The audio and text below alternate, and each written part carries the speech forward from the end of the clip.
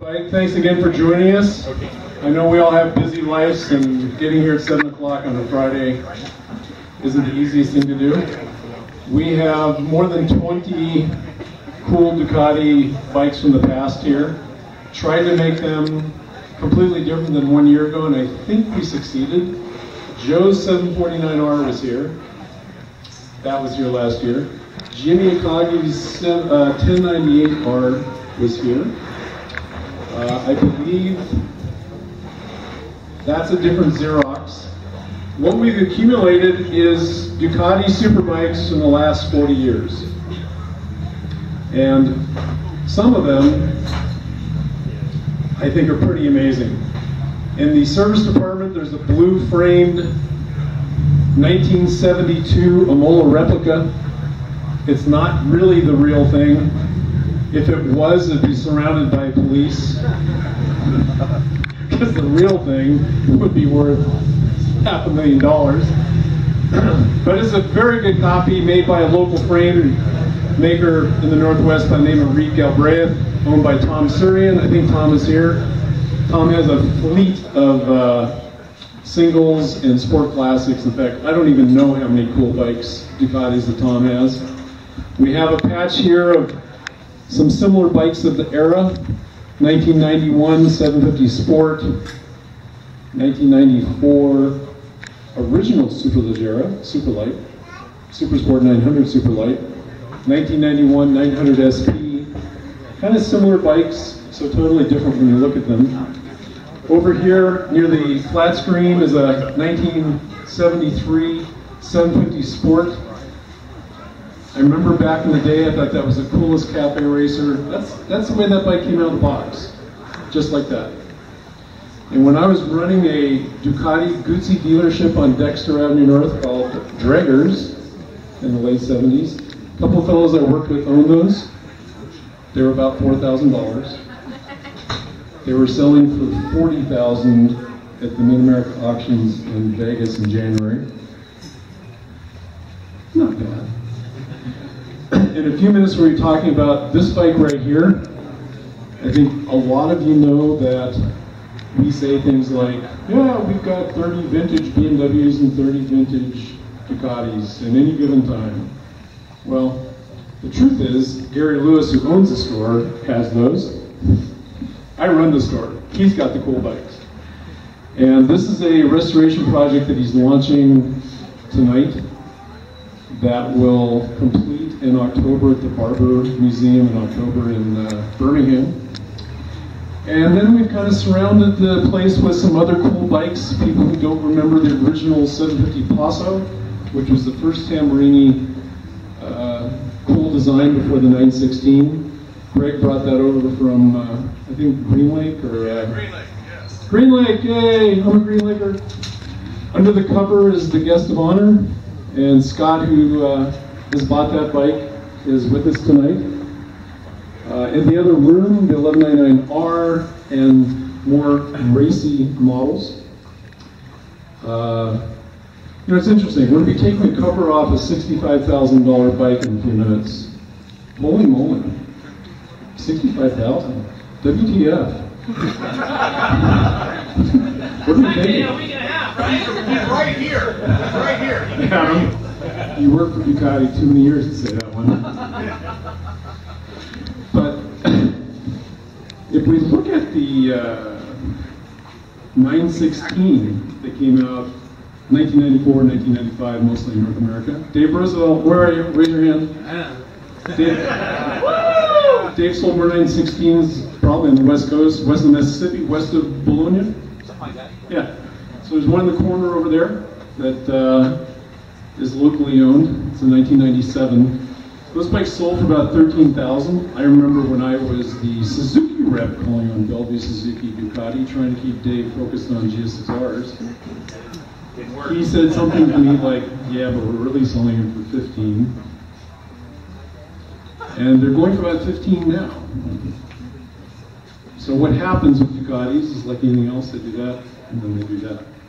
The problem with the 916 was it was a massive success. And it was produced for 5 years, 94, 95, 96, 97, 98, 99, the 996 came out. right, Dave? So there's a lot of them out there. When you look at a bike like the Superleggera, where there's 500 in the world, and Dave, you just saw that the 500th ends up in a Audi CEO's office. That's $499, and the first one wasn't for sale. So that's 468 of them.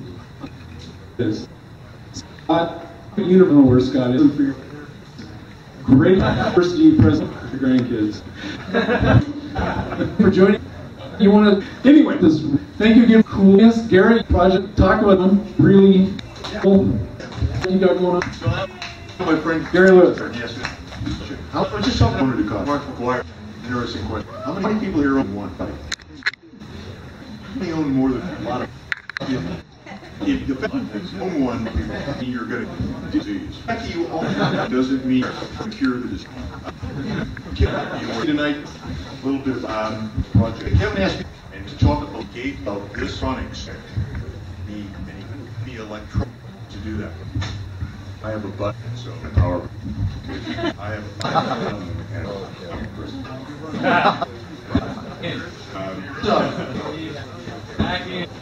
this in the full day, 4 day, really old days before Roosevelt, a guy named, and it was guys. And it was that Bud Shot, Strong, a couple other, but racer, actually a racing. There was a couple of sports out of the Northwest, and there was super. The best I raced is about a half dozen.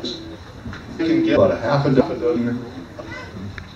A working dozen. There was about a dozen sports that were raced. With half either evaporated place or restored or something, and got just as you look at Ducati now as sort of the upper stage of race bike, that's how it was back in the 70s. In fact, probably the most famous Ducati in the United States anyway was a bike that this bike raced back and forth with, and that was the California Hot Rod. Old Blue that Ducati did a tribute bike for, about 3 years ago. And Old Blue was owned by the guy who was the editor of Cycle World magazine, and he was in a really good position to promote that, his activities in racing. And the interesting thing about what he was doing was he was from Los Angeles, and he was using all the California hot rod technology to make his Ducati faster, and his was a super sport, a dismal bike. On the East Coast, there was a guy by the name of Sid Tunstall, and he was sort of the exact counterpoint to a California hot rodder. He was an expatriate Englishman. He didn't have sort of two nickels to rub together, and he used the kind of technology that you more likely associate with triumphs and cafe racing and the stuff that was happening in that era. The manuals that go with this bike are pretty amazing. He had it running at 44 degrees of advance. It's a 750. He had it up to 906 cc's at one point. It's 885 or so now. And the sort of whole world across the United States of an East Coast and a West Coast competing with each other was documented in the magazines. This bike particularly was documented by Alan Cathcart. Alan Cathcart, if you don't know the name and you read any motorcycle magazines, you read his article. He is a racer who became a motor journalist. I don't know how he became Sir Alan Cathcart. I can't believe the Queen would make him Sir for writing motor journalist articles, but he is Sir Alan Cathcart. And the articles that he writes are usually pretty favorable about the bikes, and so all the magazines and the manufacturers like it when Alan writes an article about their bike. So about 7 or 8 years ago, I was at an auction at Half Moon Bay in California, and the story of this bike and the bike appeared at that auction. And the bike didn't look like this. It looked a lot different than this, and it looked just in a nutshell not very desirable, and nobody bought it. And 6 or 7 months later, it reappeared at another auction at the Peterson Museum in Los Angeles. And I happen to know some people working that auction, and at kind of the last minute they said, that bike's going to be available, the reserve is on the way. And I was interested mainly in it as sort of a parts bike, just from what I was looking at. So I ended up buying the bike. Then I ended up starting to study the bike, reading Alan's books and stuff like that. And it got to be a pretty captivating story of the bike. So one thing sort of led to another, and the bike became a project, and now for this year, it's sort of where I'm spending my time. So that's where we're going here with this thing. So as you can see, am I close? I have to hold all the time? Okay, let's see if I can get this thing together. That's a picture of the bike that the pictures show of the bike you read about. And this is a bike from Florida. So if you look at that exhaust pipe, this bike was around salt water. It was raced in high humidity. It mostly raced at places like Sebring, where there was rain when you were racing and stuff. And it was in pretty rough shape from years and years of racing. It raced from '74 when Sid Tunstall raced it, his son raced it, then Al Caspar raced it, and this bike raced for almost 20 years. And it raced about 400 races. If there's any racer in here, it raced 400 races. Raced Superbike, in F1, and in Grand Prix racing, and in Battle Twins. In 400 races, Al had never fixed the finish. Neither Al Malcolm or Al C ever crashed. I see figured any reason that I didn't twice was great. So guy, that's the guy who developed this gear, and he was a Ducati dealer in St. Petersburg, Florida, and about Sid Tunstall. Him standing behind the bike, and that's 1986 in Ashburton. And that's a picture of Sid's dealership in St. Petersburg, Florida. Those are the cars at the shop. Most of that is the days under the motorcycle. It says, if you get up close to the picture, where it's in sight, it says electric welding and tools down here. Cool plumbing. And you can tell it's got it pretty close to an 8 dot by the, I mean, you can tell the body speed, other side of 80, the way that the picture from 1986. This is, and also keep in mind that Sid Tunstall and the Italian was pretty close to the English, and back about Mike Gildy and Steve Winting, the people who were Ducati goods in the 70s and 80s, these guys were English in. So when this bike was running, when Taglioni came over to assist Doc watch the bike run, and this was one of the trends that he made on this picture was this is trips. And that's a picture of Alan Cathcart. The previous slide was a garden. It had a comment about Superbike. Sid's son Malcolm raced it in Superbike for 4 or 5 years.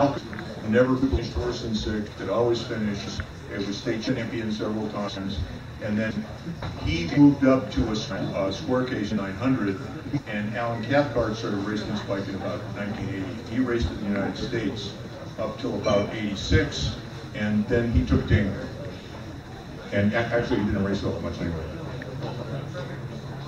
So this is what's going to happen with this bike this year that's going to keep us busy for a while. This is sort of the beginning of the project here. It looks like a motorcycle, but if you walk up and look around, there's no nuts on the back of most of the bolts. The seat's just sitting there. This is really mocked up. It's not ready to run at this time. So what's going to happen next weekend is going to go to the Quail Lodge gathering in Monterey, and it will be a little further along. It will be displayed there with you know those cutouts that you get where you stand next to Elvis and you get your picture taken with Elvis or Mickey Mouse or whoever it is? Well, there's going to be 3 cutouts behind it of Dr. Taglioni, Alan Cathcart, and Sid standing behind it on the grass field at the Quail Lodge golf course. Then the next place it's going to run is at the Lee May museum thing in August. I hope you guys will all be there. It's a lot of fun. And what we'll do with it there is the same thing we did with with the Raymond Roche 851 last year. We'll just be starting it and running it and making nice Ducati type noises. Then it's going to go to Barber in October, and Alan's going to ride it in Barber as he's the Grand Marshal, and he's going to ride it in Barber and do his race thing. So the guy on my side over here is Alan Cathcart in 1986, standing next to Sid, and that's the configuration that we put the bike back into. It ran several different numbers over the years. In fact, you can see there's a 266 on the sprocket on the back. At one point this was 266 and it was 101 and a bunch of numbers. But that's the 1986 configuration, and that's the picture at Daytona from which the thing is based. There's Dr. Taglione standing with the bike. That's something that Kevin had that is a note back from Alan saying that he's anxious to ride it. I'm anxious for him to ride it very hard. And that's a picture of Alan riding the bike. I think it's going to look, I don't know if you see about those letters, but it's going to look pretty much like that at Barber in October. So that's our project for this year. Cool. Thank you, Gary. All right, quiet in the back. Quiet in the back, would you? I have to say it's really neat. Gary is copying me. I think you're blind copying me between him and Alan Cathcart. Whoa, I've been reading Alan Cathcart articles forever. Some point next winter, if you see an Alan Cathcart article in a magazine about riding Old Yellow, you remember seeing the bike when the project was started here. But I have forgotten to say we have some door prizes tonight. To win a door prize, you have to sign up. Still noisy in the back. To win a door prize, you have to sign up. That desk back there has little sign-up forms. The first two door prizes are a free track day and a free track day. And the third door prize is a Shoei RF 1200 of your choice. Still noisy in the back, Tom. And I'll announce those later since nobody's had a chance to sign up. Scott, where are you? Right there. Let's pull the cover off this bike. There we go.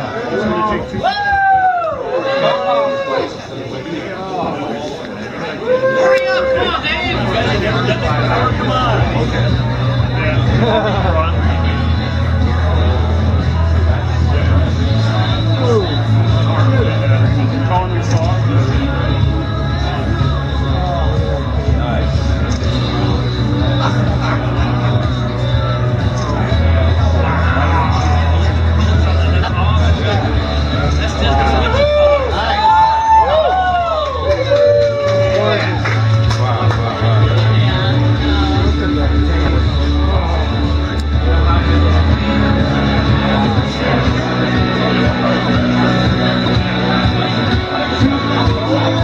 Story that went along with it. The guy who's been designing these bikes, you see him in YouTube videos, you see him in magazines, shaved-headed guy, Claudio Domenicali. Just before lunch, you know, ballroom with about 400 drunk people, and we've seen some boring presentation about financing or something. And Claudio Domenicali comes out, and now the ballroom is quiet, and he says, excuse me, and he says, so, I can't do the Italian, but I'm going to try. Audi says, Claudio, go crazy. Build the bike you always wanted to build. Seriously. And now you've got 200 Ducati dealers and their, you know, other people just on pins and needles. The cover comes off, and being the designer, he went part by part. Whatever's aluminum is magnesium, whatever's steel is titanium. And as you walk around this in a few minutes, you'll see that the rear shock spring is titanium. So when the first promotions came out on this, it was all about elements, you know, the things that I forgot in 8th grade. And that's how they drop the weight. That's what Superleggera is all about. And Dave, our service manager, is going to do the technical walk around. Where are you, Dave? Oh, Dave. Dave. I'm right here. Well, the microphone only comes here. Oh, Dave. Am I supposed to talk on the mic? You're supposed to talk right here. This is, John thought wires was the best way for us to treat people. No, I talk loud enough. All right, go for it. All right, some of you have already touched the stock Panigale exhaust system. Here's the Superleggera exhaust system. Stop. Superleggera.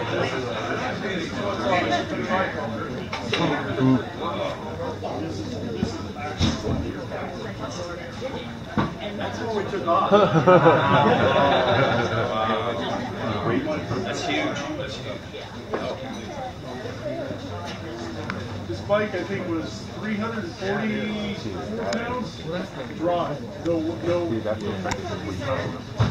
oil or water. Yeah. I already know.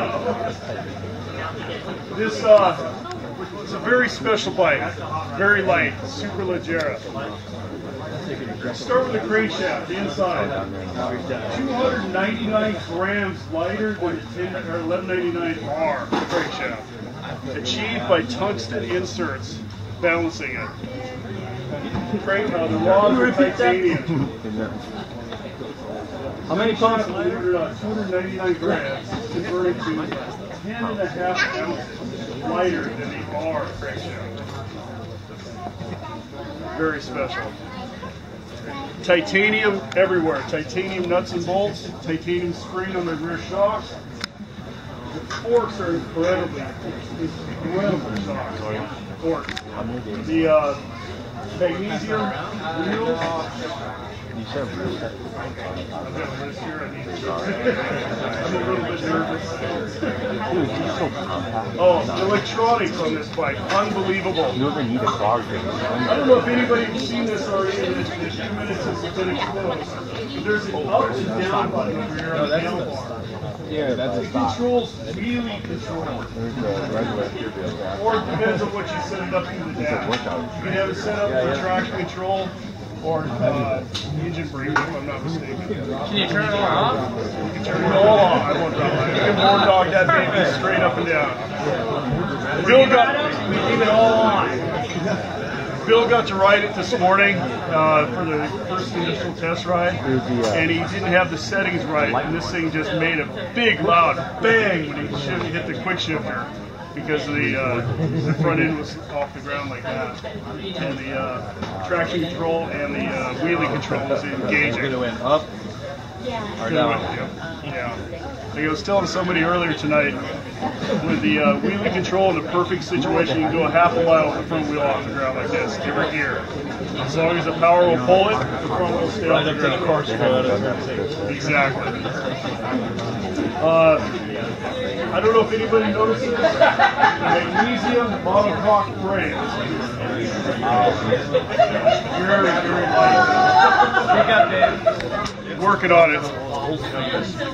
The monocoque frame is magnesium. Wow. Carbon fiber bodywork. The fairings are carbon fibers. The subframe is carbon fiber. The seat base is carbon fiber. Unbelievably light. Motor's carbon fiber. This is the first Ducati with a lithium-ion battery in it too. Very, very lightweight battery. I think the coolest thing on the bike is this battery cover. It's got air vent grating on it. You know, in 20 years, That's what I got on the technical features, guys. How many pounds lighter from one the is car?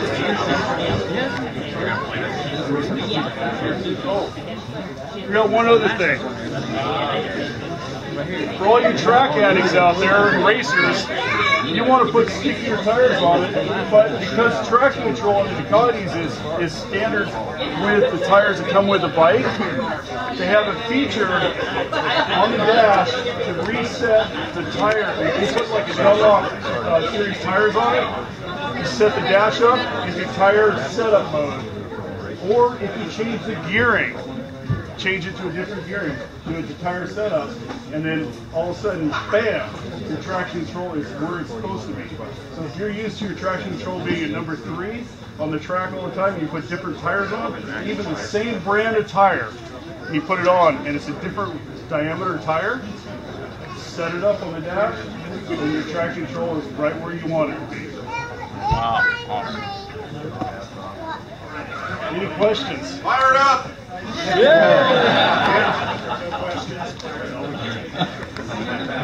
Kevin, we're going to hear it. It's not the Scott. Fired up? Yeah! Who's Scott? Oh, you get to push the button. Did you charge the battery?